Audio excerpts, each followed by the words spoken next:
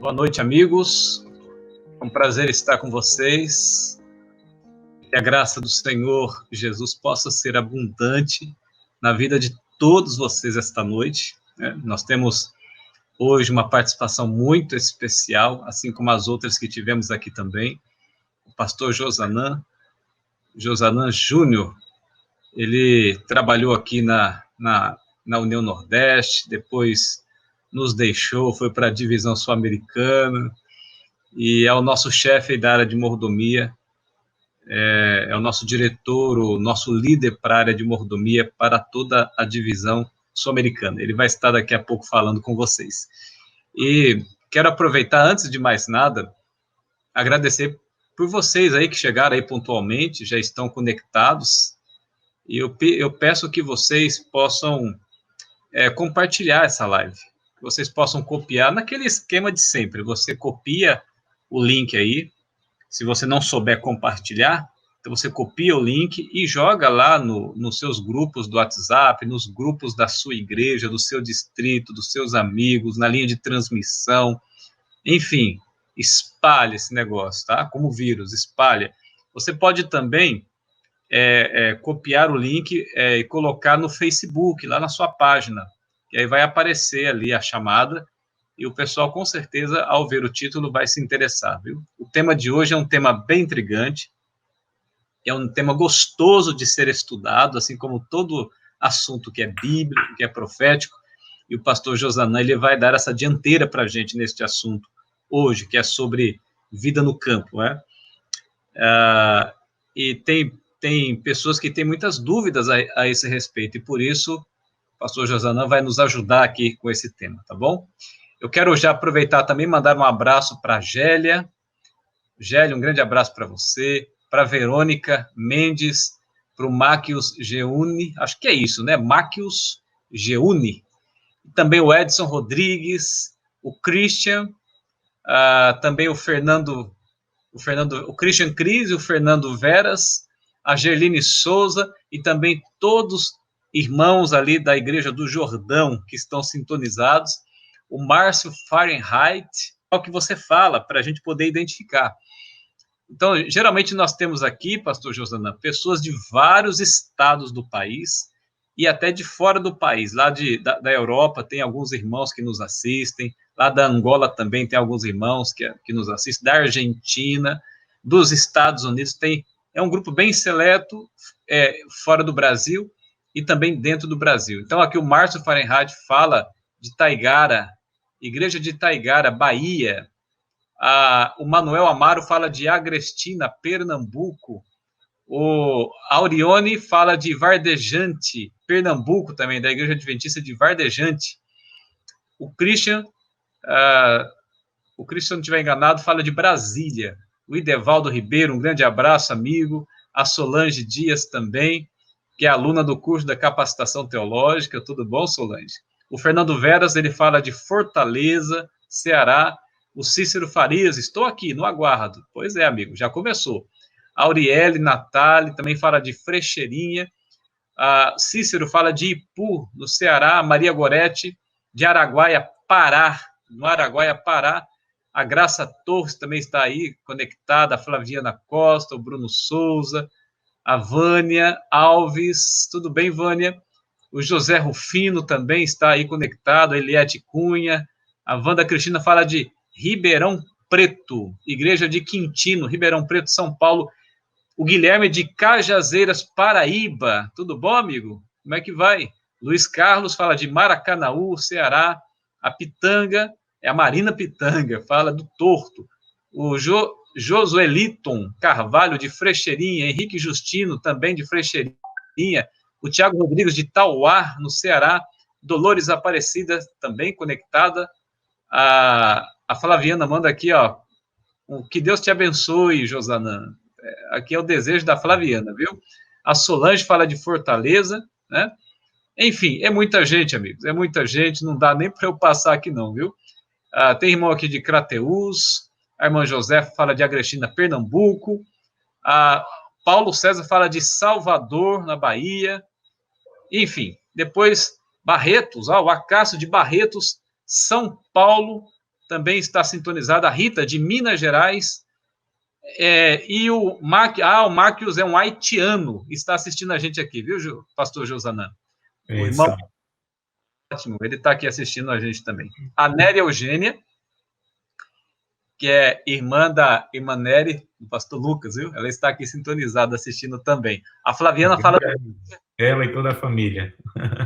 É toda a família. A Flaviana fala do Rio de Janeiro, está sintonizada também. Bom, amigos, depois eu continuo na leitura aqui, mando um abraço para vocês, mas a gente precisa ganhar um pouco de tempo nesse início, e o pastor Josanã, então, vai se apresentar melhor, e vai fazer a oração inicial, e também já iniciar o tema desta noite, ok? Enquanto isso, vocês vão escrevendo aí, se tiver alguma dúvida, escreva aí, que a gente vai detectar uma ou outra dúvida para esclarecer depois. Pastor Josanã, seja bem-vindo, é contigo, amigo.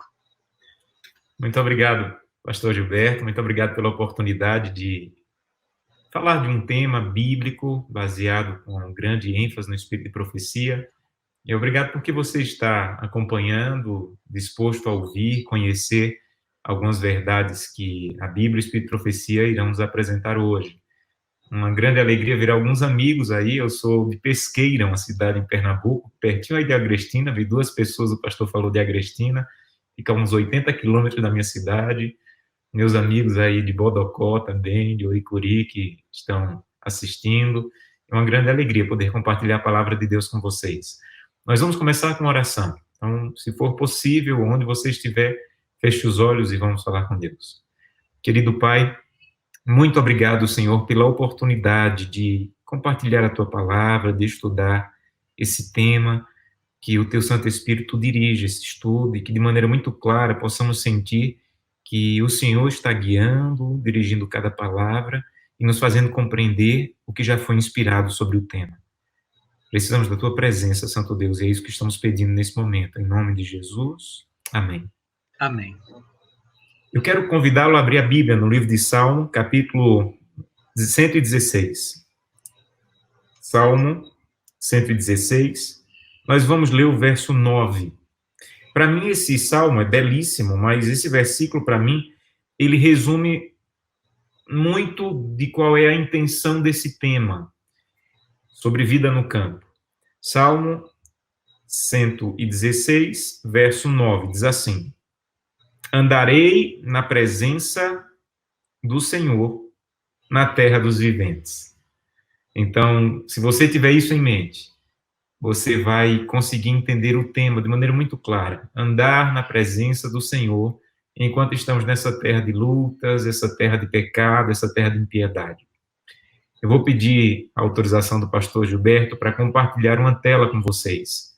Eu preparei algumas imagens porque esse tema ele precisa ter uma forte base do espírito de profecia, e nós vamos estudar sobre ele. Vida no campo é um conceito apresentado fortemente no espírito de profecia, e quando conceitos são apresentados e repetidos, nós temos algumas compilações sobre esses conceitos. Por exemplo, há uma forte ênfase no espírito de profecia sobre oração, e eu estou, inclusive, lendo um livro fantástico, ainda não está em português, está em espanhol, uma compilação de citações de Ellen White sobre a oração.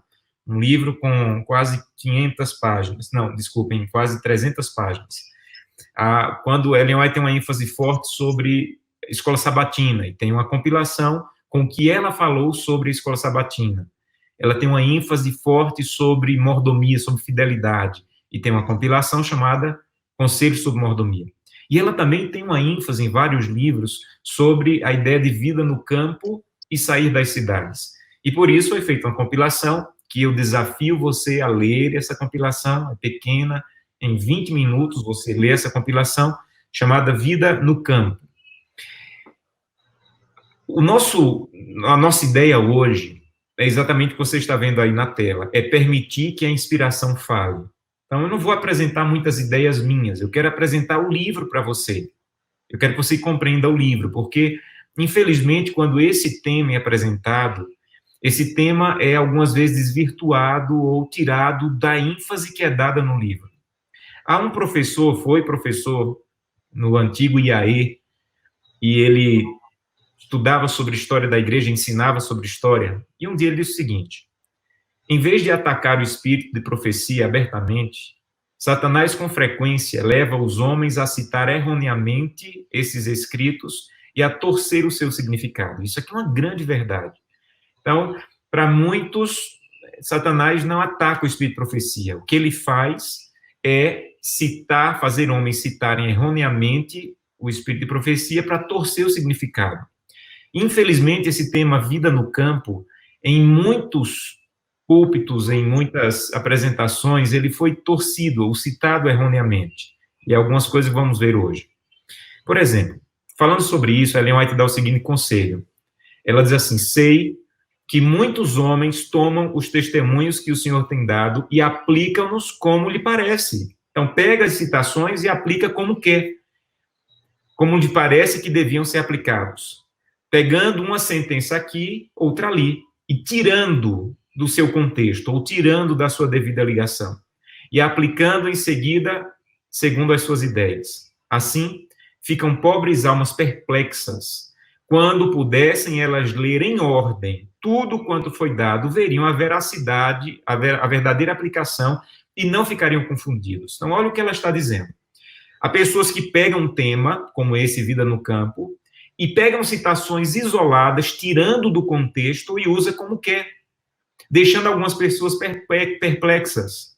E se essas pessoas lessem tudo, quer dizer, se eles lessem tudo o que foi dito sobre esse tema, elas veriam a verdadeira aplicação desse tema. E ela continua dizendo assim: muitas coisas que pretendem ser mensagem da irmã White servem ao desígnio de representar mal a irmã White, fazendo-a testificar em favor de coisas que não estão em harmonia com seu espírito ou juízo.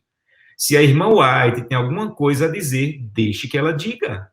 Então, o que ela está dizendo é: vá à fonte. Você não pode simplesmente acreditar porque eu estou falando. Você tem que ir à fonte, você tem que beber da fonte. Agora, para entender esse tema, Vida no Campo, eu vou passar apenas 3 pontos de princípios de interpretação do Espírito de Profecia que vão nos ajudar nesse estudo. Vejam, nós estamos estudando esse trimestre a lição da Escola Sabatina sobre como interpretar a Bíblia. Porque toda literatura tem um método de interpretação. Se você vai estudar qualquer autor secular ou cristão, você vai ter que entender um pouco a maneira. Se você vai estudar, por exemplo, C.S. Lewis, é um autor que eu gosto muito. Há uma maneira de compreender e de ler C.S. Lewis. O Espírito de Profecia, a Bíblia, a mesma coisa. 3 princípios apenas de interpretação que vão nos ajudar no estudo de hoje. Primeiro princípio básico: leia. Leia.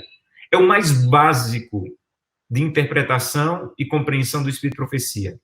Ellen White diz assim: se desejais saber o que o Senhor tem revelado por seu intermédio, leia suas obras publicadas. Não procure com ansiedade buscar e noticiar rumores sobre coisas que ela teria dito. Então, outro dia eu vi uma pessoa dizendo que assistiu um sermão de várias horas sobre sair das cidades. E eu perguntei: mas você já leu o livro Vida no Campo? Não, pastor, não conheci esse livro. Ora, como é que você tem tempo para assistir várias horas e não tem 20 minutos para ler o livro? Você quer compreender algum tema do Espírito de Profecia ou da Bíblia? Vá direto à fonte, leia. Segundo o princípio de interpretação do Espírito de Profecia, conheça o contexto histórico. Tudo que Ellen White escreveu está dentro de um contexto histórico. Inclusive, esse livro Vida no Campo tem uma versão dele, ainda em inglês, mas que ele coloca a citação não na ordem que está no livro, mas na ordem da data, para você entender o que estava acontecendo naquele período. Então, quando você lê o livro na ordem histórica, você tem uma compreensão mais profunda do que ela quer dizer nesse livro Vida do Campo. Mas ela diz assim: quanto aos testemunhos, coisa alguma é ignorada, coisa alguma é rejeitada. O tempo e o lugar, porém, têm que ser considerados. Ela própria disse: olha, você está lendo, nenhuma coisa deve ser ignorada, nenhuma coisa deve ser rejeitada, mas você tem que levar em conta o tempo que foi escrito e o lugar que foi escrito, para quem foi escrito. Há várias coisas que nos ajudam, e nós percebemos isso no Espírito de Profecia. Por exemplo, há uma citação que ela diz sobre não comprar e não ter bicicleta. Como assim, pastor? Tem lá uma citação que ela diz não comprar e não ter bicicleta. E há uma revista, Seleções, é uma revista conhecida, ela é muito vendida até hoje, mas essa revista vem desde o tempo lá quase de Ellen White. E há um artigo na revista de dezembro de 1951, que ela diz que a bicicleta ela era tida como um fator de moda, ela era tida como um status social e que ela era tão cara quanto um automóvel. Então, quando você compreende o contexto histórico, você compreende a citação. Ellen White não estava dizendo simplesmente para não ter bicicletas, como hoje é tão fácil comprar bicicleta. Naquele tempo, a bicicleta envolvia moda, status e uma despesa grandiosa para a família. Se você entende o contexto, você entende a citação. Então, é isso que ela está dizendo. O tempo e o lugar devem ser considerados. Terceiro princípio de interpretação. Você tem que entender que Ellen White, assim como vários profetas bíblicos, falavam do ideal e do real. Então, algumas vezes, parece que tem um choque nos escritos de Ellen White entre o ideal e o real. O ideal e o real. Ela apresenta o ideal com muita força, com muita ênfase. Ela é muito enfática quando apresenta o ideal. Mas outras citações, ela apresenta o real. Ela própria diz o seguinte: vemos os que escolhem as expressões mais fortes dos testemunhos. Ela está falando dos livros dela, né, do que ela escreveu. Há pessoas que escolhem as expressões mais fortes e, sem fazer uma exposição ou um relato das circunstâncias em que são dados, os avisos e advertências, querem impor sobre todos os casos. Então, há pessoas que pegam expressões fortes do Espírito de Profecia, sem entender as circunstâncias, o tempo e o lugar que foi dado, e querem impor isso a todos os casos. Assim, eles produzem maléficas impressões na mente das pessoas. Escolhendo algumas coisas nos testemunhos, impõem sobre todos. E, em vez de ganhar almas, repelem almas, causando divisões quando podiam e deviam promover harmonia. Eu gosto muito de ler um autor chamado George Knight, é um dos principais historiadores sobre o Espírito de Profecia, sobre Ellen White, e ele diz o seguinte: muitos se concentram apenas nas declarações mais contundentes da senhora White, aquelas que expressam o ideal, e ignoram as passagens mais moderadas sobre o assunto. Ela tinha uma clara compreensão da diferença entre o plano ideal de Deus e a realidade da situação humana, que às vezes necessitava de modificação do ideal.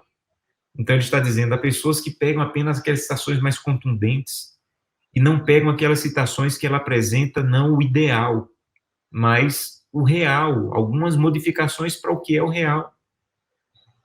Isso é muito aplicado em relação, por exemplo, aos princípios de saúde. Quando ela diz para um, não coma isso, quando ela diz para outro, você deve comer isso, ela está falando do ideal, em outro caso, ela está falando do real. Agora, vamos voltar para o tema. O que é que tudo isso nos ajuda a entender esse pequeno livro chamado Vida no Campo, que em alguns lugares causa dissensão, causa discórdia, e não deveria causar isso.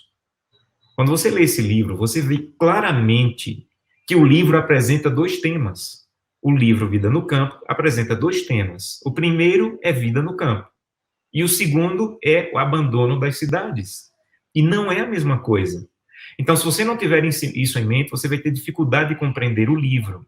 O livro apresenta dois temas: o plano de Deus para que as pessoas vivam no campo e um evento que vai acontecer da necessidade de abandonar as cidades. Vamos começar estudando o que o livro fala sobre vida no campo. Então, agora em diante, o livro vai falar, tá bom? Imagina o livro conversando com você.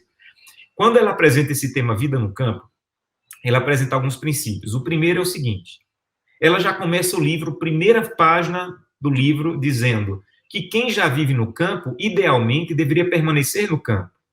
Se você for para a data dessas citações, você vai ver que estava havendo uma saída grandiosa das pessoas na América do Norte do campo para as cidades, em busca de recurso. Era uma época de expansão das indústrias, e ela viu muitos adventistas que moravam no campo, saindo do campo para as cidades, para buscar mais recursos, uma vida melhor. E aí ela diz o seguinte: os pais vão com a família às cidades, porque imaginam ser mais fácil obter aí subsistência do que no campo. Os filhos Nada tendo o que fazer, quando não se acham na escola, recebem uma educação de rua. Adquirem demais companhias hábitos de vícios e desenfreamento. Então ela diz, quem vive no campo, permaneça no campo. Vocês têm uma vantagem sobre quem não está no campo grandiosa. Então ela começa a escrever incentivando os irmãos daquela época a permanecerem no campo. Vocês já vivem no campo, para que vir para a cidade? Ela continua dizendo na página 19, pelo Senhor me é ordenado que advirta nosso povo que não corra em massa para as cidades, para arranjar um lar para as suas famílias. Então o contexto era, as pessoas estavam indo em massa para as cidades, para procurar mais trabalho e mais lucro. Ela disse assim, Deus me disse, você vive no campo, continue no campo. Segundo ponto que ela apresenta nesse livro. Diversas vezes, você vai vê-la usando expressões como quando possível, tanto quanto possível, sempre que possível, o mais depressa possível. Eu contei 12 vezes essas expressões, mas posso ter perdido alguma. Várias vezes, quando ela fala sobre ir morar no campo, ela usa essas expressões. Por exemplo, na página 19, ela diz, sempre que possível, é dever dos pais fazer casa no campo para os filhos. Sair o mais depressa possível das grandes cidades. Então, quando ela usa essa palavra possível, sempre que possível, o mais depressa possível, ela está falando, há a possibilidade, saia. Ela continua dizendo, na página 25, sair das cidades o mais depressa possível e comprar um pequeno espaço de terra, onde possais ter um jardim, em que vossos filhos possam ver as flores crescerem e delas aprenderem lições de simplicidade e pureza. Olha que coisa fantástica, extraordinária. Então ela diz, quando possível, tanto quanto possível, saia da cidade. Terceira coisa que você vai entender sobre esse livro. Ela deixa muito claro, muito claro, que viver na cidade é o ideal para todos. Desculpem. Viver no campo é o ideal para todos. Vou repetir. Ela deixa muito claro que viver no campo é o ideal para todos. E ela é enfática nisso. Ela diz, tirai vossos filhos do cenário e sons da cidade, para longe do ruído de veículos, e sua mente se tornará mais saudável. Será mais fácil levar-lhes ao coração a verdade da palavra de Deus. Então ela está dizendo, você quer o ideal de onde criar os filhos? É no campo. Você quer um lugar ideal para fazer com que o coração dos seus filhos se encham da verdade de Deus? É no campo. Esse é o ideal. Nunca deixou de ser. Ela continua dizendo na página 21, sair das cidades é minha mensagem para a educação dos filhos. Então, se alguém pergunta para Ellen White, o que eu faço para educar melhor os meus filhos? Ele diz assim, saia da cidade. Vá criar teus filhos no campo. Esse é o ideal. O ideal é o melhor lugar para criar filhos. É no campo. Ela continua dizendo, página 23, leia a história de Abraão, de Jacó, José, Moisés, Davi, Eliseu. O que é que esses homens têm em comum? Sabe o que eles têm em comum? Todos eles foram criados no lar campestre. Então, o ideal, se você quer ter um filho como Abraão, Jacó, José, Moisés, Davi, Eliseu, o ideal é que você crie os seus filhos onde esses homens foram criados. Esse é o ideal de Deus. Ela ainda falando sobre o ideal, diz o seguinte, seria bom para vós pordes de lado os cuidados que vos deixam perplexos e procurardes um retiro no campo. Verdade é que nunca estaríeis inteiramente livres do aborrecimento e embaraço do campo. Então, ela diz assim, quando for para o campo, se prepare. Vai ter aborrecimento e vai ter embaraço. Não é uma vida fácil, não. Não é como alguns pensam de deitar numa rede, ficar vendo os passarinhos. Não é, não. Você vai ter aborrecimento e embaraço. Mas, enfrentando esse aborrecimento e embaraço que você vai ter na vida do campo, abrindo um parêntese, daqui a pouco eu vou contar a história do meu pai que vive no campo. Saiu da cidade e hoje mora no campo. Eu acho que você conhece alguém que vive no campo. Pergunta se a vida é fácil. Pergunta se a vida é tranquila, como alguns imaginam. Ellen White já avisou sobre isso. Mas, se você enfrentar esse embaraço e esse aborrecimento, você vai evitar muitos males e vai fechar a porta para um dilúvio de tentação que ameaçam dominar a mente dos filhos. Então, quando você lê o livro Vida no Campo, você vai perceber que ela está falando do ideal para a família, para criar os filhos, para ter mais saúde, para que o mal não entre com tanta força no coração dos nossos filhos como na cidade se apresenta. Quando ela fala do ideal ainda, na página 24, ela diz assim, morar no campo vai ser muito benéfico à vida ativa ao ar livre, desenvolveria tanto a saúde da mente como do corpo. Então, ela diz assim, olha, morar no campo é o ideal porque vai desenvolver tanto a saúde da mente como do corpo. Então, tá claro, é o ideal. Então, morar no campo é o ideal para todos. Mas eu não posso deixar de apresentar citações em que ela diz que é o ideal para todos, mas não é o real para todos. É esse o grande ponto de equilíbrio quando se lê o Espírito de Profecia. O ideal e o real. Quando ela fala sobre, para alguns, não é o real, ela diz o seguinte, se, pela providência de Deus, pudermos conseguir um lugar distante das cidades, o Senhor quer que o façamos? Olha, veja que coisa fantástica. Eu te desafio a procurar alguma citação do Espírito de Profecia que ela diz assim, se você puder guardar o sábado, guarde. Se você puder, guarde. Se você puder se preparar para a volta de Jesus, não. Há pontos no Espírito de Profecia que não tem negociação. Você nunca vai encontrar uma citação que ela diz, se você puder guardar o sábado, guarde o sábado. Não. Mas há alguns pontos em que ela apresenta o ideal, mas também apresenta o real. E nesse ponto de vida no campo, ela apresenta o ideal, acabei de apresentar. Agora ela apresenta o real. Então ela diz, se você puder morar num lugar distante da cidade, o Senhor quer que você faça isso. Quando ela diz, se você puder, ela está dizendo, o ideal é aquilo que eu apresentei. Mas não é o real para todos, porque nem todos podem. Senão, ela não usaria essa palavra. Outra citação, quando ela fala sobre isso, ela diz o seguinte, página 33. Nenhum deles deverá mudar-se. Veja, se você ler, não dá para colocar todo o contexto aqui, mas ela estava falando para famílias de uma cidade chamada Battle Creek que estavam saindo da cidade e indo para o campo. Ela diz, nenhum deles deverá mudar-se para outras localidades simplesmente por interesses de vantagens terrenas. Mas, aonde houver oportunidade de ganhar a subsistência, vão as famílias que estejam bem firmadas na verdade, uma ou duas na localidade para trabalhar como missionários. Então, ela está dizendo, olha, não é simplesmente dizer assim, eu vou sair. Ela diz, vá quando você tiver como ganhar subsistência para manter tua família. Então, o ideal é que você vá. Mas o real é o seguinte, amigo, você tem como manter sua família para onde você está pretendendo ir? É possível manter tua família? Não é. Então, não é o real para você. É o ideal, mas ainda não é o real para alguns. Então, esse equilíbrio serve para muita coisa no Espírito de Profecia, principalmente quando ela fala sobre os princípios de saúde. Outro ponto que também ajuda muito é quando ela fala sobre a educação de filhos. Então, se você entende esse princípio do ideal e do real, muita coisa no Espírito de Profecia que alguns não entendem ou ficam fazendo cavalo de batalha com ele, vai ser desmistificada. Uma outra coisa que você vai entender no livro é que o plano de sair da cidade para ir morar no campo tem que ser guiado por Deus. Não é por um pregador da internet, não é pelo pastor Josanã, tem que ser guiado por Deus. Ela diz assim, aqueles que têm sentido, finalmente, que se devem mudar, não o façam às pressas, com agitação, de maneira precipitada, ou de um modo em que no futuro tenham que se arrepender profundamente de haverem mudado. Então, ela diz assim, um plano tem que ser pensado. Se você está sentindo que deve sair da cidade, saia. Você está sentindo? Faça planos, mas não faça às pressas, com agitação e de maneira precipitada, para depois não ter que se arrepender.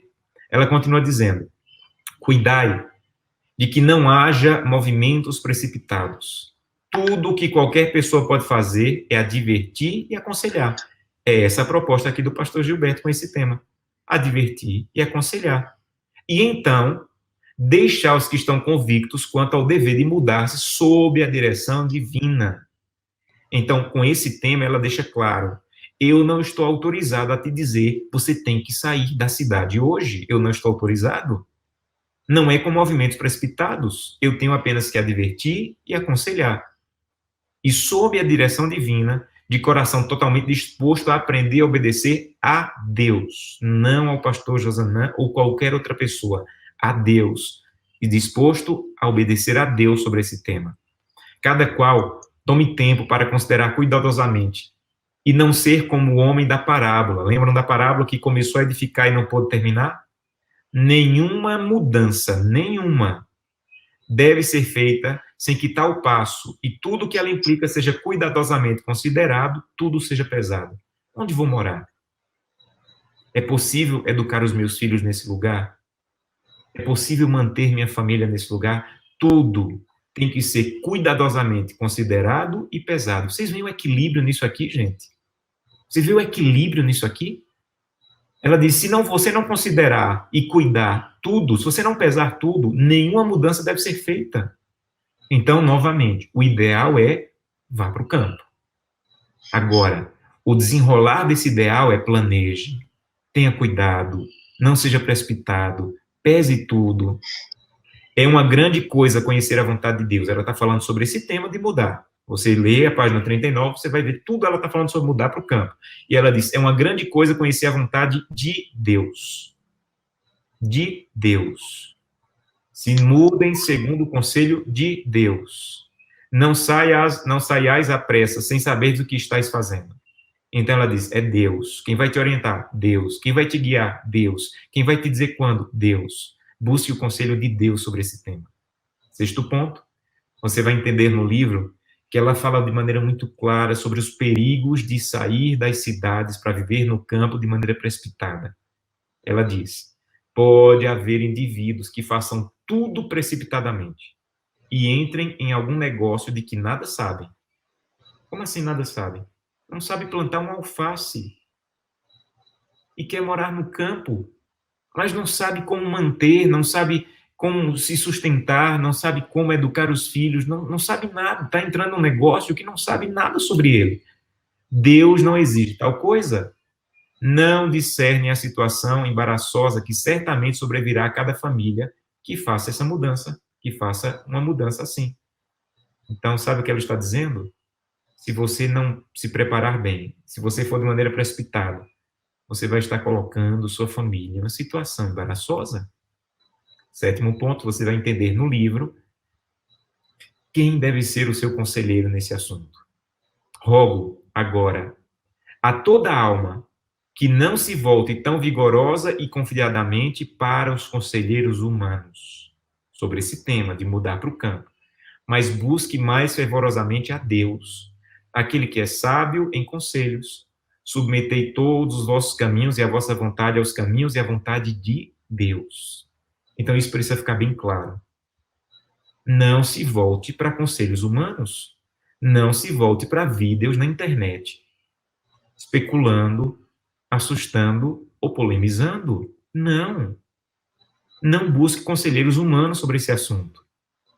Aí olha o que ela diz para quem tenta aconselhar pessoas a saírem da cidade. Ela diz assim, se não sabem uma coisa definida, diga que não sabe. É simples, gente. Ela está dizendo, Josanã, se alguém te perguntar, pastor, eu devo sair hoje com minha família para morar no campo? Ela diz, diga que você não sabe. Diga, não, irmão, eu não sei. Por que eu não sei? Porque o ideal de Deus é que você vá. Mas o plano de Deus para você ir ou não hoje, você tem que conversar com Deus. E deixe a pessoa fiar-se inteiramente em Deus. Façam-se muitas orações, até mesmo com jejum, para que ninguém se mude nas trevas, mas na luz, como Deus está na luz. Então, se você perguntar, pastor, eu devo ir para o campo? Eu devo dizer, o ideal de Deus é que você vá. Mas você deve buscar a Deus, fazer planos, pesar todas as coisas e ir quando Deus deixar claro para você se é o momento de você ir, se você já tem condições de ir, se você vai ter como manter sua família, se você for. Faça planos de ir. Repito, não é um assunto que eu devo dizer assim, esse assunto eu vou deixar na gaveta. Não, faça planos. Pense sobre isso. Veja se há a mínima possibilidade. E se houver possibilidade, é o melhor lugar para criar os teus filhos. Mas você não pode fiar-se nas orientações de pessoas, mas inteiramente em Deus. Ore, jejue, E não vá nas trevas, não mude nas trevas, porque Deus não está nas trevas. Deus está na luz. Na época atual, e ela está falando sobre isso, sobre mudar das cidades, tá bom? Mudar do campo, da cidade para o campo. Na época atual, a sabedoria de qualquer instrumento humano não é suficiente para fazer esses planos e projetos de mudar. Apresentai cada plano a Deus com jejum e com o coração humilde diante do Senhor Jesus, e entregai vossos caminhos ao Senhor. 8º ponto, para entender quando e como mudar para a vida no campo. Ela diz, se você for mudar para o campo, vá. Mas não como alguns pregam por aí, para viver isolado. Não. Nós ainda temos uma missão. E você vai viver no campo para que a tua vida seja mais saudável, para que você possa criar os teus filhos com um caráter mais nobre. Mas a missão faz parte da formação do caráter. Então não é ir para o campo para se isolar, com medo disso, com medo daquilo. Não. É ir para o campo para uma qualidade de vida melhor, para uma nobreza de caráter melhor. Mas você tem que escolher alguma localidade, olha o que ela diz aí na página 34, em que você tem a oportunidade de deixar sua luz brilhar no meio das trevas. Como guardadores dos mandamentos de Deus, temos que deixar as cidades, como fez Enoque. Devemos trabalhar na cidade, mas não morar nela. E ela não está falando aí só de trabalhar a questão de emprego. Leia o contexto, você vai ver de cumprir a missão. Muitas das citações que tem nesse pequeno livro, Vida no Campo, são tiradas, sabe de que livro? Evangelismo. Sabe o que é que o livro Evangelismo mais enfatiza? Ainda temos missão a fazer nas cidades, ainda temos missão a fazer nas cidades, ainda há pessoas a salvar nas cidades. Então, more em um lugar em que você tem a possibilidade de ir às cidades pregar, levar o evangelho. Último ponto sobre essa ideia de vida no campo. A gente está falando do primeiro tema do livro, tá? Mas daqui a pouco eu concluo. O primeiro tema do livro é como ir viver no campo. Por que ir viver no campo? E ela diz o seguinte, se você for viver no campo, vá, mas não construam colônias adventistas. Ela também está falando do momento na vida dela, da história da igreja, em que onde abria uma escola, os adventistas iam todos para lá. E ela usa, mas na página 36 desse mesmo livro, ela diz assim, vocês estão construindo a Nova Jerusalém. Lembra lá de Jerusalém, quando os conversos começaram a ficar e Deus permitiu a perseguição para que eles se espalhassem? Quando você começa a entender sobre o que aconteceu com a instituição, as instituições que tínhamos na cidade de Battle Creek, você entende isso. Deus queria espalhar o nosso povo. Deus não queria um ajuntamento de adventistas, ele queria que eles se espalhassem para pregar. E ela diz, olha que coisa forte, penso em como os anjos devem se sentir vendo o fim aproximar-se, e os que professam ter o conhecimento de Deus e de Jesus, a quem ele enviou, acotovelando-se, formando colônias e assistindo às reuniões, sentindo-se desanimado, insatisfeito, quando não há muita pregação para lhe beneficiar a alma e fortalecer a igreja. Enquanto, literalmente, eles não estão fazendo nada. Então ela diz, há pessoas que fazem planos de sair da cidade e morar no campo e começam a fazer um ajuntamento de adventistas, uma colônia adventista. E você olha para o vizinho, é adventista. Você olha para o outro, é adventista. Você olha para frente, olha para trás, todo mundo. Você não tem ninguém para pregar. Aí você começa a achar ruim o sermão, você começa a ficar desanimado, insatisfeito com a pregação. Você não está fazendo nada, é claro que você vai ficar insatisfeito. Então ela diz, vão para o campo, mas com a visão na missão. Então, não é fugir das cidades, é morar no campo e continuar cumprindo a missão nas cidades. Então, esse tema, vida no campo, ele ocupa praticamente 80% do livro. Vou repetir. E morar no campo, construir casa no campo, o ideal é ir para o campo, se possível, vá para o campo, é 80% do livro. Sempre foi o ideal de Deus viver no campo, sempre.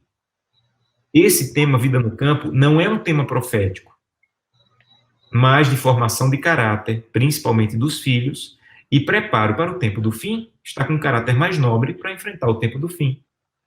O curioso é que quando surgem momentos proféticos, aí surgem também pregadores dizendo, vamos sair das cidades, vamos para o campo.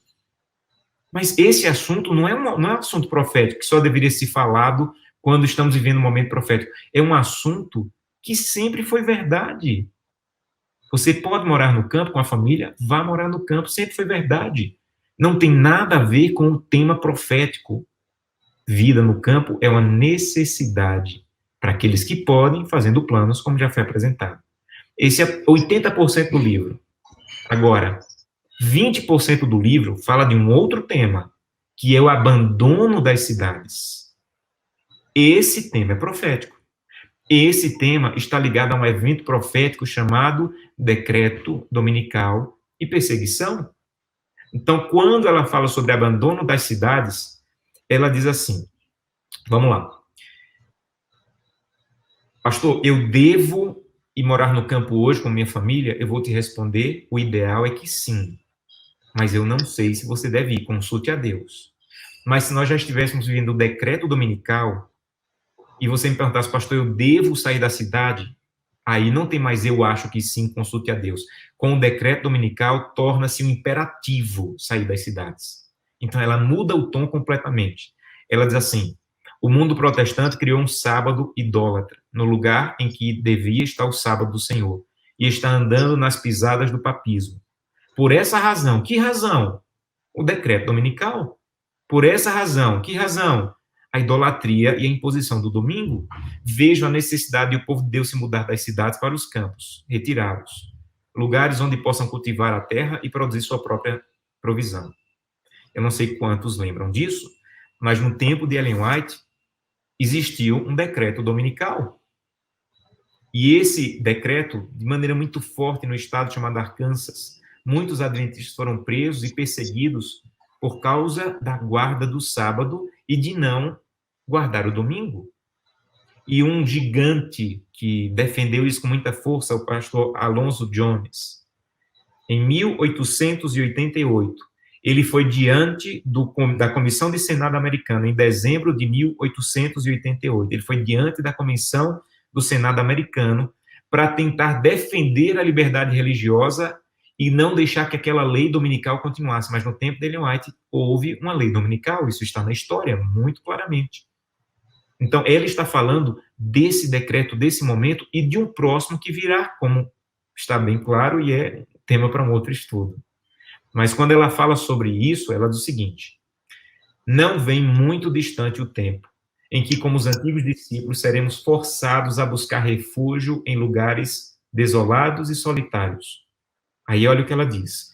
Como o cerco de Jerusalém pelo exército romano era o sinal, lembra? Que Jesus falou, quando cercar Jerusalém é o sinal para vocês fugirem. Assim, o apropriar-se nossa nação, o poder no decreto que torna obrigatório o dia de repouso papal, será uma advertência para nós. Advertência para quê? Será o tempo de deixar as grandes cidades. Passo preparatório para sair para as menores, em lares retirados, em lugares solitários entre as montanhas. E agora, em vez de buscarmos dispendiosas moradas aqui, devemos estar nos preparando para mudarmos para um país melhor. Isso é o celestial. Olha que fantástico.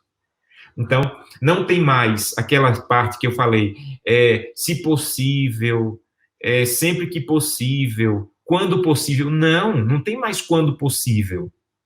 Quando sai o decreto, ela diz assim, chegou o momento. Assim como no cerco de Jerusalém era sinal, o decreto é sinal para sair da cidade, para abandonar as cidades.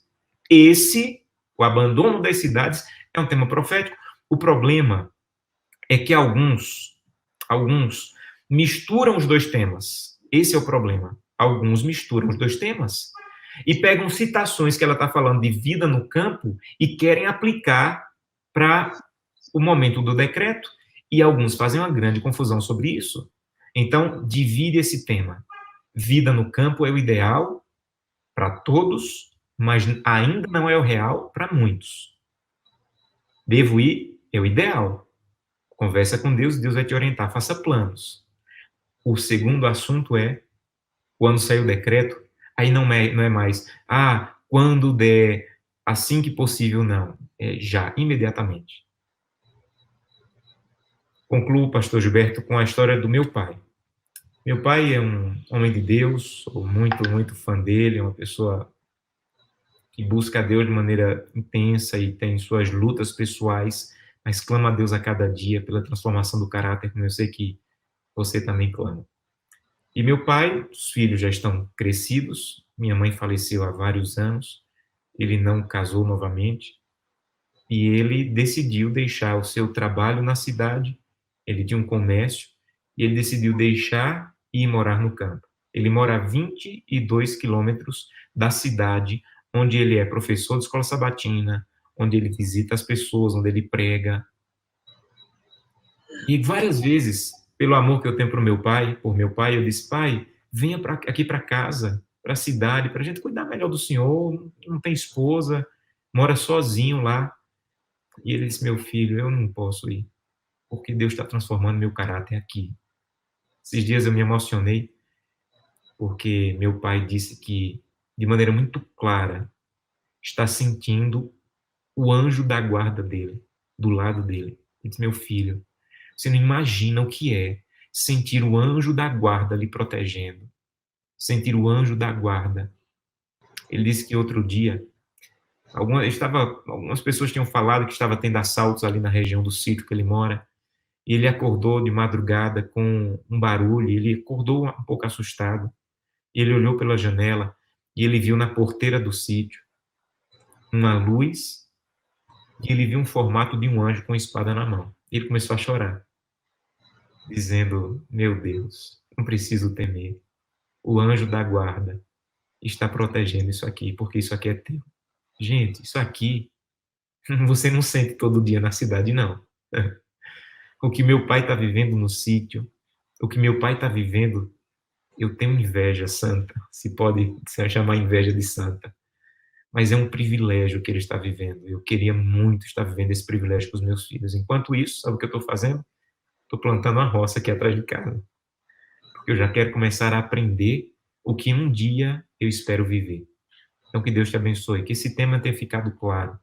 E que de maneira clara e poderosa, você, antes de acreditar em alguma coisa na internet, eu estou clamando para os adventistas, por favor, antes de acreditar em qualquer coisa na internet, vai para a fonte da inspiração, Bíblia, Espírito e Profecia. Que Deus te abençoe e que esse assunto tenha ficado claro para a tua mente e para aplicação na tua vida. Pastor Gilberto. Excelente, pastor Josanã. Eu acredito que ficou muito claro. Você conseguiu apresentar os pormenores mais essenciais e que esclarecem de maneira assim bem pontual essa questão, né? Então, Deus seja louvado pelo assunto, pelo tema que você trouxe para nós esta noite. Deixa eu verificar aqui se tem alguma pergunta. Eu não vi nenhuma pergunta aqui ainda, né? O que me parece que eles entenderam, viu? Muito bem o assunto. Mas, olha, eu queria, caso alguém tenha uma pergunta, a gente faz aqui, viu? Agora tem muito comentário, isso tem demais. Mas se você tiver alguma pergunta, escreva aí agora, que eu vou fazê-la aqui nesse momento, tá? Pastor Josanã, algumas considerações muito importantes e que podem se somar. A gente precisa tomar um certo cuidado com as compilações, né? As compilações. Sempre que existir algum texto dentro de uma literatura compilada, é importante que a gente busque a fonte original desta compilação e faça uma pesquisa mais criteriosa, avaliando, analisando o contexto desta citação. Isso é fundamental. Então, esse é o primeiro ponto, né? As compilações, elas são trabalhos excepcionais, nos ajudam muito em muitas coisas, mas é necessário a gente ter um certo cuidado, porque uma citação, um parágrafo de Ellen White, ela, dentro do seu contexto, ela pode ser bem diferente do que a gente imagina quando a gente a lê separadamente. O segundo é que Ellen White precisa também ser estudada à luz da hermenêutica. Então, o mesmo critério que a gente utiliza para estudar a Escritura, a Palavra de Deus, a Escritura, a Bíblia, é o mesmo critério que devemos utilizar para também pesquisar estudar, ler Ellen White, tá? É claro que a gente não precisa fazer nenhum emaranhado hermenêutico ao ler um livro, por exemplo, como Caminho a Cristo, que é fantástico, né? Você lê o livro, não existe nenhuma crise, ele não existe nenhum problema, nenhuma citação complexa, embora alguns possam, obviamente, fazer isso, né, de maneira complexa. Mas é importante ter isso em mente, tá bem? Que Ellen White também, especialmente aquelas citações mais emblemáticas, que mais as pessoas estabelecem algum tipo de polêmica, elas precisam ser analisadas criteriosamente à luz de um contexto hermenêutico. O terceiro ponto é a questão contextual. A questão contextual. Assim como a Bíblia, a gente não pode extrair um princípio, uma doutrina, uma crença fundamental em apenas um verso da Bíblia, não é? Imagine, todos pecaram e destituídos estão da glória de Deus. Imagina se esse fosse o único texto que existisse em toda a Bíblia. Né? Estávamos perdidos. Então, da mesma maneira, Ellen White, os seus escritos, os seus parágrafos, os seus pensamentos precisam ser analisados contextualmente. Inclusive, existe aí na teologia um princípio que não é adequado, mas que muita gente utiliza para se fazer teologia, que é a teologia de um texto só, de um texto único, que é chamado de texto-prova. Esse é um perigo que nós precisamos evitar. O que seria o texto-prova? O texto-prova é quando você constrói toda uma ideia apenas num único parágrafo, num único verso. Isso é chamado de texto-prova.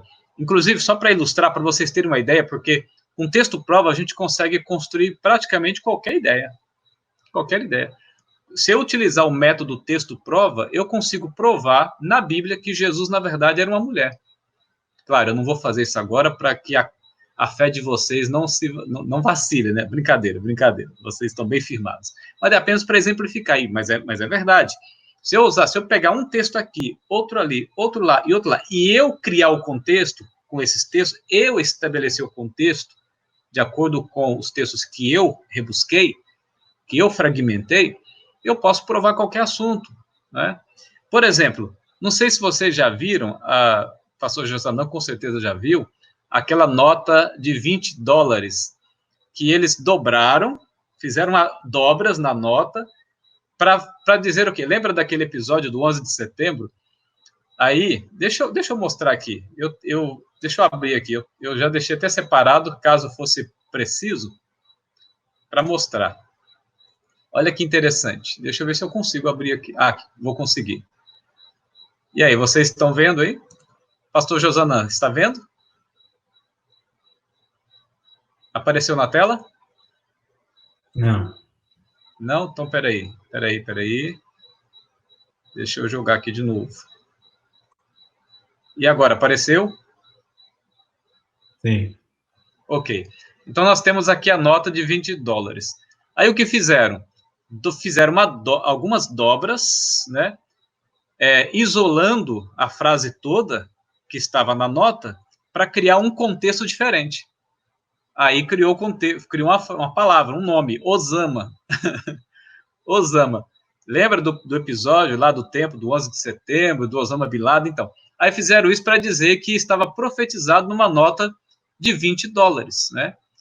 E esse aqui é um exemplo que eu utilizo para ilustrar, para mostrar como que as pessoas fazem com a Bíblia e até com o Espírito de Profecia, onde eles fazem dobras textuais ou fragmenta textos, pega textos isolados que, ao serem juntados, vão criar um determinado contexto que não é o contexto da fala de Ellen White nem da Bíblia. Então, tem muita gente falando ou escrevendo coisas. A Ellen White disse, mas que se ela estivesse viva, ela diria, eu não reconheço esta fala. Ela não é minha. Inclusive, no seu próprio tempo, aconteceram coisas assim desse tipo. Inclusive, tem um caso específico que ela vai mencionar o irmão S. Ali na literatura aparece como irmão S, e ela ali exemplifica, né, de pessoas que pegavam seus escritos pinçava textos isolados, juntava com outros para criar outro tipo de contexto. E por último, por fim, a aplicação individual. Tem gente levantando teorias, ideias, obviamente distorcidas, como o pastor Josanão bem apresentou aqui, o contexto exato, adequado, coerente, do bom senso, né, daquilo que Ellen White pretendeu apresentar sobre o assunto, e o pastor Josanão apresentou aqui de maneira muito bela e bem clara. Então, além de, às vezes, levantarem pontos que são torcidos, ainda apresentam como se fosse uma norma coletiva, uma lei dos medos e persas para todo mundo, né?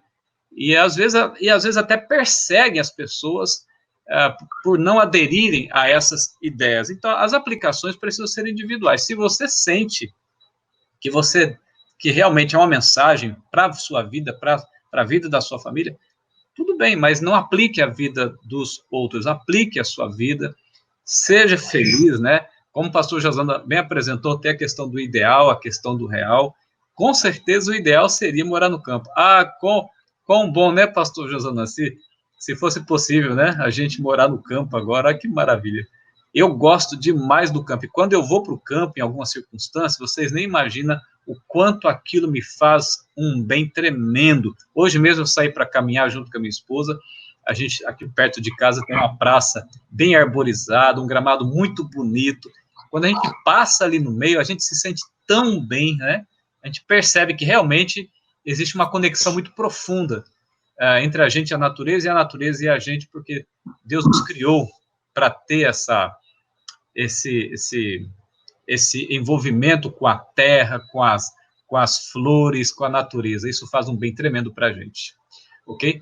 Pastor Josana, gostaria de comentar mais alguma coisa?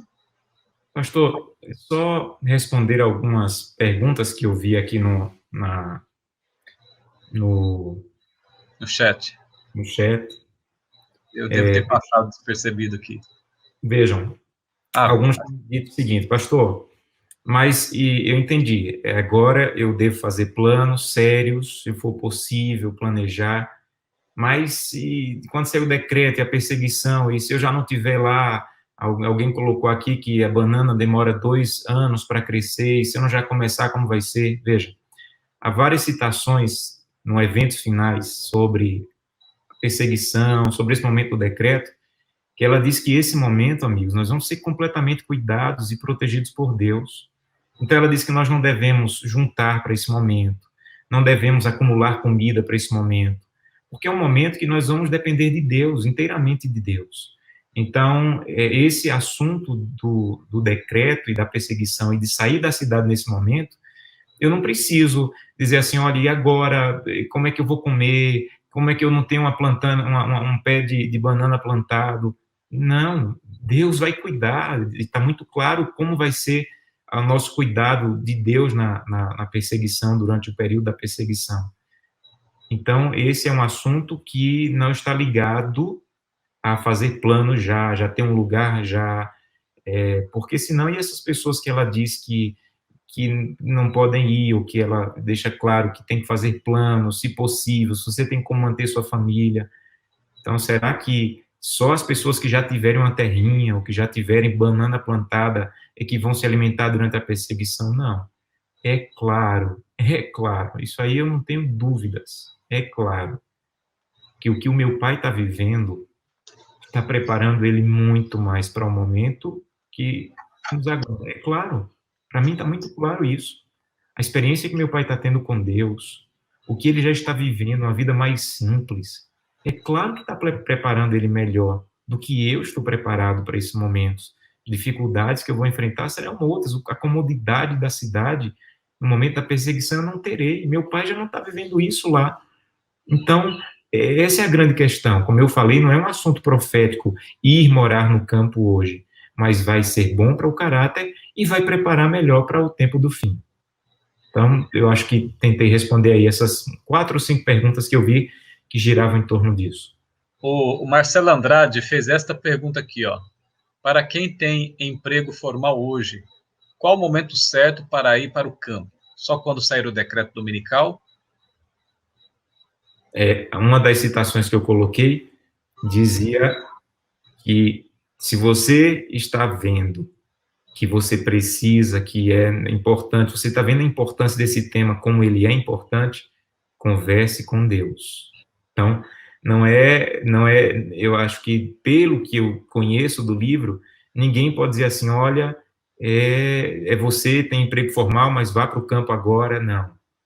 Eu estou te dando o que o Espírito de Profecia diz, e você deve jejuar, orar e dizer, Santo Deus, me ajuda, me guia os meus passos. Eu não quero fazer o que um homem está dizendo, é o que o Senhor quer. Então, Marcelo, o que as citações dizem é, ore, jejue e converse com Deus. E, de acordo com a providência de Deus, siga o que Deus vai esclarecendo. Isto, porque tem pessoas que têm condições e tem pessoas que não têm condições de morar fora da cidade, né? Agora, tem uma citação, tem uma declaração de Ellen White, que está no Testemunhos Seletos, volume 2, na página 66, onde ela diz assim, que vai chegar um momento na história, hoje quem tem condição vai, quem não tem, né, precisa se adaptar, se adequar à realidade, como foi bem apresentado. Mas vai chegar um momento na história que, independente de você ter condição ou não, você vai precisar se retirar, né? Por exemplo, no Testemunhos Seletos, volume 2, na página 166, diz assim, não vem muito distante o tempo em que, como os antigos discípulos, seremos forçados a buscar refúgio em lugares desolados e solitários. Como o cerco de Jerusalém pelos exércitos romanos era o sinal de fuga para os cristãos judeus, assim o arrogar-se em nossa nação o poder do decreto que torna obrigatório o dia de repouso papal será uma advertência para nós. Será, então, tempo de deixar as grandes cidades, passo preparatório ao sair das menores para lares retirados em lugares solitários entre as montanhas, né? Então, hoje, se eu tenho condições, com certeza é o melhor que você faz, se você tem estas condições. Mas para você que não tem condição, fique em paz. Continue vivendo na cidade, trabalhando, pregando o evangelho. Deus vai amparar você, a sua família também, né? Mas haverá um momento na história em que todos que desejarem ser fiéis a Deus precisarão se retirar, e esse momento, esse ápice, vai ser, obviamente, a lei dominical. Pastor, tem mais uma pergunta aqui, ó. Deixa eu ver aqui. Campo pode ser considerado cidade pequena do interior? E aí, o que você acha? Pastor, eu me reservo a mesma resposta do anterior, de que cada um deve conversar com Deus, e Deus vai esclarecer cada ponto dessa saída para o campo. Nesse momento, é cada um conversar com Deus, e Deus vai esclarecer o que é campo, o que é interior. Eu acho que não há uma régua no Espírito de Profecia dizendo, olha, se o lugar tiver tantos habitantes, não é campo, não pode. Eu não vejo essa régua no Espírito de Profecia. Eu vejo ela fazendo um apelo para que você busque a Deus, para que você jejue e ore, e Ele vai abrir as portas e oportunidades para você colocar isso em dia. Exatamente. A Marina Pontes, ela diz o seguinte, quando chegar o decreto dominical, o conselho é que todos saiam da cidade. A cidade vai ficar sem representantes de Deus? Vocês entendem assim? Pastor.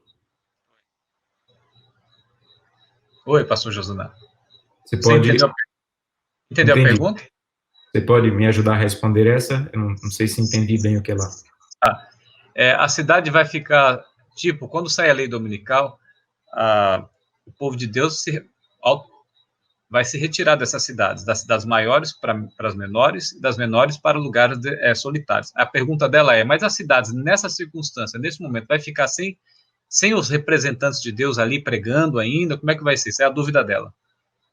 Veja, até o fechamento da porta da graça, Deus vai ter as suas maneiras, as suas pessoas e os seus métodos de apresentar a graça e a oportunidade de salvação.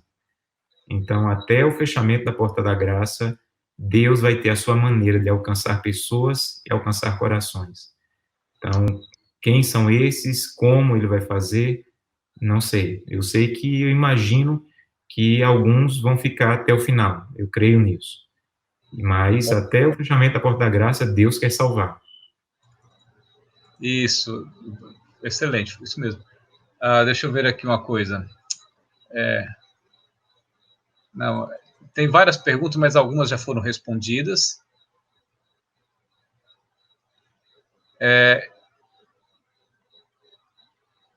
Deixa eu só ler, pastor, um comentário do Eduardo Libório. Certo. Ele não é pergunta, é um comentário, eu achei muito coerente. Ele diz assim: devemos entender que é uma decisão séria, mas deve ser considerada com seriedade, com muita oração. Existem muitas cidades pequenas que ainda não foram evangelizadas. Esse também seria um motivo para ir para essas cidades. E bem colocado, várias citações, não no livro Vida no Campo, mas em outros livros com mensagens escolhidas, ela fala de famílias deixando as grandes cidades, indo para pequenas cidades evangelizar pequenas cidades que não conhecem a verdade. E como ele fala, é uma decisão séria. Estou vendo alguns comentários aqui de algumas pessoas dizendo que como que a gente está relativizando. Eu espero que não tenha relativizado esse tema. É um tema sério. É um tema que deve ser levado em consideração. Mas, como ele disse, é um tema tão sério que deve ser considerado com seriedade. Eu gostei desse comentário do Eduardo. Excelente, excelente. Agora, um detalhe, amigos. Alguém fez aqui a pergunta se estaria depreciando as compilações. Não, de forma alguma. Pelo contrário, eu estou incentivando vocês a não se prenderem apenas nas compilações, mas buscar. Inclusive, o pastor Josanã falou sobre isso logo no começo, se não estiver enganado, buscar o máximo de informação sobre aquele assunto que Ellen White escreveu, né? Então, as compilações, elas exerceram ali a sua função, né? Contribuíram, deram a sua contribuição, mas é importante a gente não se prender apenas às compilações. Por exemplo, vou dar um exemplo. No livro Eventos Finais, nós temos o capítulo que fala sobre vida campestre, não é? Mas nós temos aqui apenas 1, 2, 3, 4 páginas. Ou seja, 8 páginas, né? Considerando frente e verso, 8 páginas. Mas quantas páginas tem o livro Vida no Campo, por exemplo? Percebe? Então, é apenas um incentivo para que você use, tudo bem, as compilações como base, mas que você possa também pesquisar, buscar mais amparo nas fontes originais daquelas compilações, para ampliar a visão sobre o determinado assunto que você está investigando. Então, é um incentivo para você explorar mais, cavar mais, estudar mais, buscar mais respaldo para aquilo que você está estudando, né, analisando. Ok? É isso. Pastor Josana, nós estamos chegando ao fim. E esse assunto, ele é um assunto, assim, bem atual e muito relevante para os dias que estamos vivendo. E eu acho até bom porque, embora alguns acabem polemizando, distorcendo e tudo mais, radicalizando algumas coisas, mas o bom nisso, o gostoso nisso é que força a gente a estudar mais, pesquisar mais, não é? E o que acaba sendo assim, muito produtivo e frutífero para aqueles que realmente têm interesse em buscar uma resposta mais coerente, mais profunda, mais sólida, que se harmonize bem com aquilo que realmente Ellen White pretendeu escrever, ensinar. Pastor Josanã, tem algumas considerações finais? Gostaria de acrescentar mais alguma coisa? Amigo, só um apelo. Eu tenho orado, sabe, de maneira intensa pela igreja nesses dias. Nós deveríamos estar muito unidos em torno da comunhão e da missão. E alguns temas têm nos separado, e isso, sabe, me fere, me preocupa profundamente. Então, um apelo, o que eu faço? O apelo seria, não polemizem, não discutam, sabem, o que cremos não deve nos separar, deve nos unir. Então, pelo amor e pela misericórdia de Deus, Cuidem com as palavras. Às vezes os ataques, as maneiras como se fala, fazem com que o outro desacredite ou perca o respeito. Eu faço um apelo para que isso não nos separe, que temas como esse não nos separem. E o segundo apelo é: estude o espírito de profecia. Cave fundo a palavra de Deus. Clame a Deus para que ilumine, para que guie.